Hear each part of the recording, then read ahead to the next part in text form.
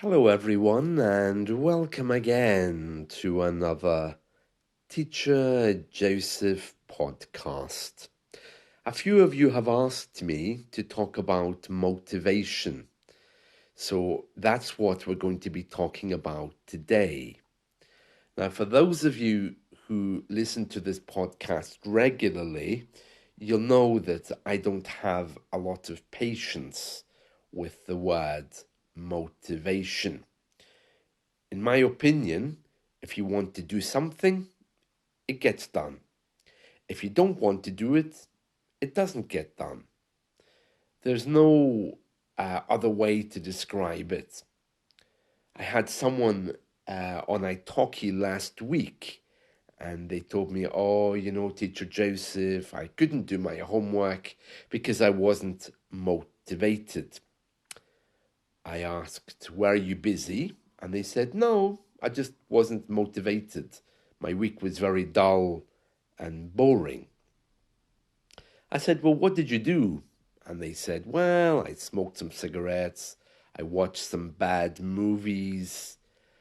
And I said, yeah, but if you'd really wanted to study English, you would have done it. And they said, no. I wasn't motivated, so I couldn't. And the point I was trying to make is that being motivated itself is not a good excuse. I mean, if you're saying you have mental health problems, yeah, fine. If you're saying that you just didn't have time or there was an issue with time management, fine. Yeah, absolutely. That's perfectly acceptable. If you were saying that maybe you were worried or anxious or had other things on your mind, yeah, I can relate to that as well. But just to say I wasn't motivated as an excuse, as a badge to wear, doesn't really tell me anything. It's kind of like a get out clause. You know, when you sign a contract to take on a house or to buy something, there's usually some kind of escape clause on there where the other party that's signing it can terminate the agreement at any moment. That's generally referred to as an escape clause or a get out clause where you can cancel at any point. So when we talk about motivation, it seems a little bit like that. It's a way of escaping taking real responsibility for what you could have done. Now, it's not saying that you're a bad person. It's not saying that you are maybe doing something wrong. All I'm saying is that you haven't done your homework or you haven't studied English. There is a reason for that. And motivation, not being motivated, is not a reason. It might be you were tired. Yeah, that's perfectly fine. And it may be that the reasons you had for not doing your work are perfectly acceptable. We're all entitled to some rest. We all need just to do nothing for a while, and that's fine. But that brings up another issue then of how am I using my time to ensure that I do get to study English. Another thing that people say is, oh, I just didn't have the right study material, which again is perfectly acceptable. If you don't have the right study material, it's understandable why you don't want to study. But it's important to recognize that. Recognition in what's wrong or what's behind that lack of motivation is really, really important because you can learn a lot about yourself just by looking under the hood. Now, that's an American expression. When you open up a car to look at the engine of the car, It's called looking under the hood. We use it here in Britain as well, but when we open up a car, we usually say looking under the bonnet, which is a type of hat. We don't usually say looking under the hood. But as a metaphor, we use that. Okay, so looking under the hood to examine why the homework wasn't done or whatever else is really, really important. Now, my grandmother, she was a very wise woman. I didn't realize it at the time, but she used to say little things which were very enlightening. And sometimes I remember them and I smile.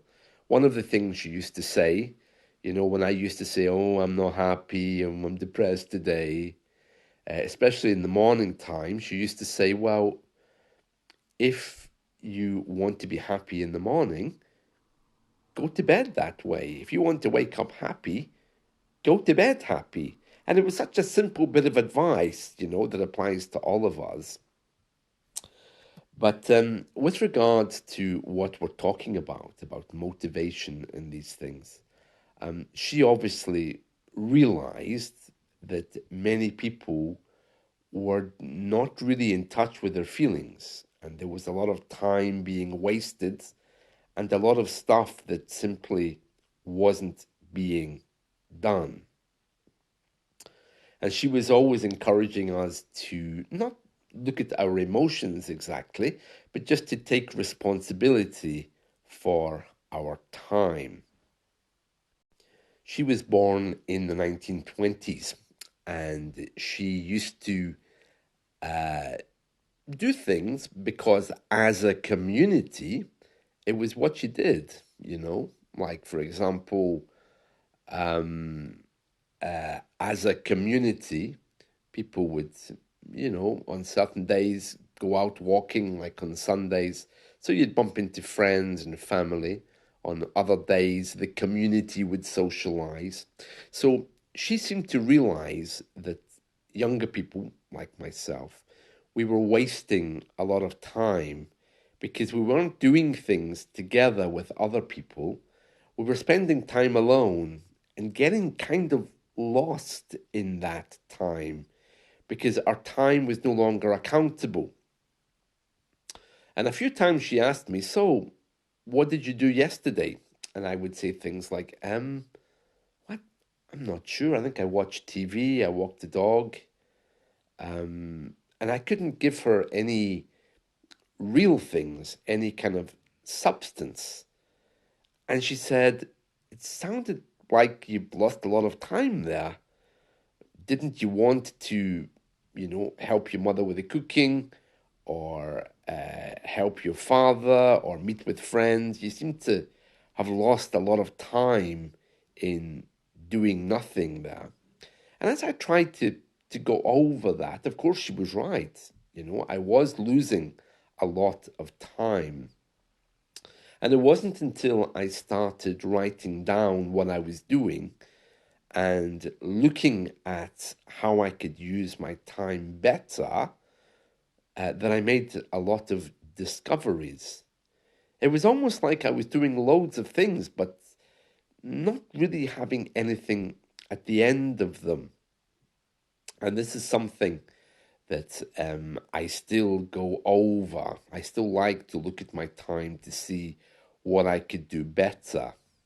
These days, I'm up at 6 a.m. making podcasts, posting them early, preparing dinner, cleaning, before I start work at midday. I think I use my time very wisely, although at the weekends, I'm not sure that all of my time is productive. But that's okay. Your time doesn't have to be always productive, but you need to be very clear on what you're doing and why you're doing it. I think men in particular, we often do things and say things without thinking about them. We don't really have uh, anything else to any deeper idea of the thing that we're doing, is what I want to say. Let me just give you an example of that. I have a friend who recently became vegan, and I asked, "Oh, you became vegan. Why?" And she said, "Well, it was just the best thing to do." And I said, "Yeah, uh-huh. Why?" And she said, "Well, it just seemed like the next logical life step." And I said, "Yeah, uh-huh, okay. Why?" And she couldn't give me an answer. And I kept asking until eventually she got angry with me and she said, "I don't know. It just seemed right." And I said, "Okay, so it was just a feeling you had then." And she said, "Yeah." And then, of course, uh, several months later, she gave it up. She quit. In trying to ask her this, I realized that there wasn't any deeper kind of idea behind it. It was simply something she hadn't really thought out properly. It was something that she tried to bring into her life, but because it didn't come from any deeper place, it became, I think, for her, something which was an additional task. She got used to it so much, though, that she didn't think about why she was doing it.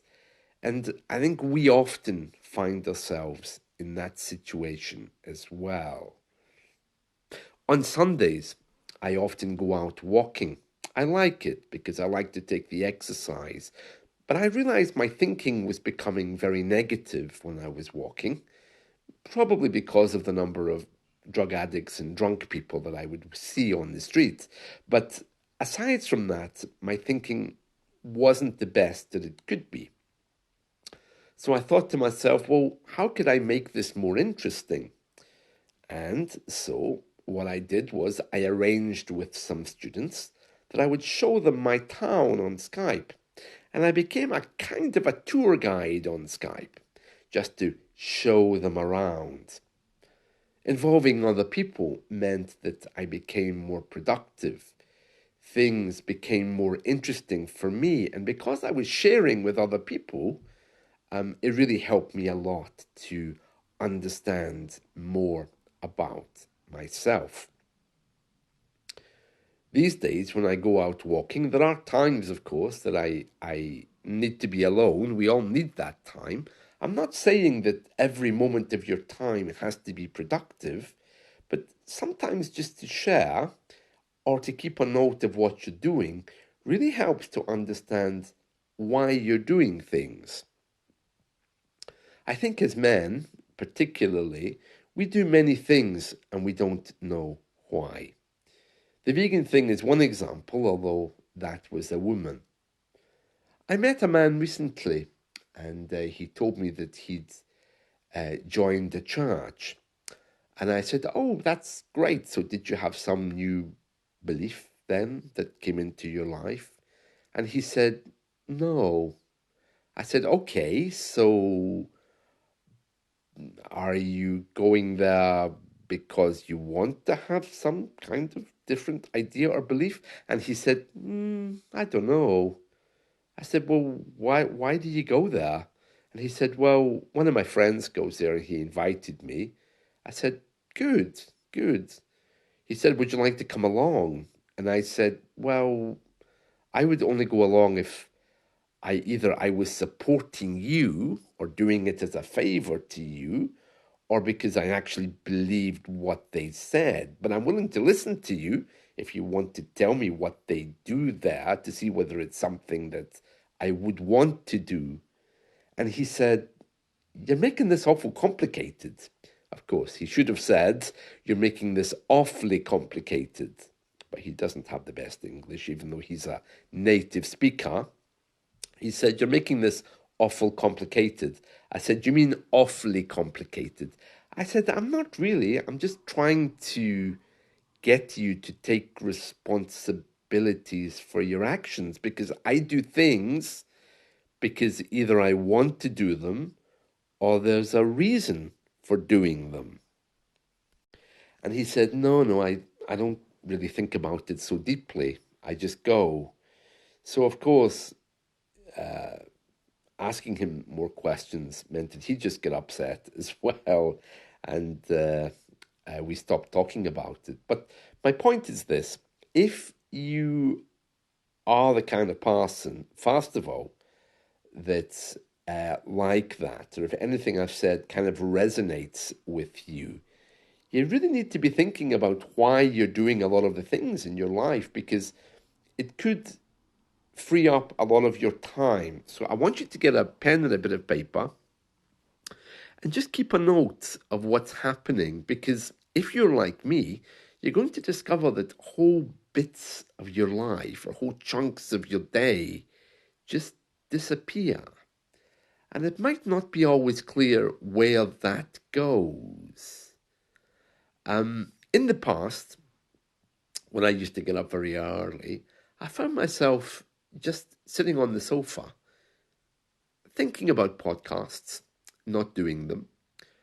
Then an hour would pass, 2 hours would pass, I'd be drinking tea, and then I'd think, that's such a waste because I did nothing except think about it, and I don't have any plans now.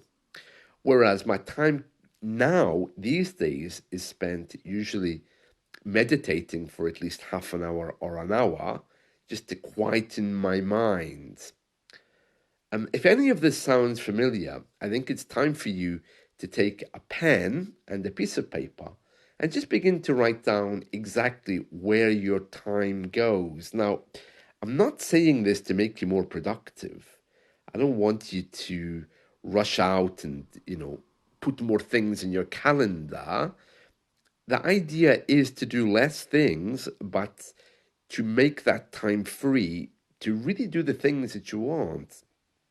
And when it comes to learning English, what you can do is you can simply write down on a piece of paper your 10 reasons for learning English. You might be surprised after 3 or 4 as to how many others you can't get. Now, I need to say that that's the way I felt in some of the languages that I've been learning. And it made me question, well, why bother? If I'm not really motivated, if I don't really have any real reasons for doing this, maybe I want to stop. Because when you start a new hobby, it needs to have some connection to your life. It has to, even if it's just to say, well, I think I'll enjoy it, and watching your joy level go up. Anyway, that's my talk today on motivation. I hope that it's inspired one or two of you, but do be looking at your free time just to see exactly what's happening in it and why you're doing the things you do. There's many of us seem to be walking around like robots, doing things because it's maybe just habits we haven't let go of, or maybe it's because things we think are bringing us joy and they're not. It's really time for a rethink, especially if you're one of these people who's always saying that you're not motivated, but you don't know why. That's it from me. See you all. Bye.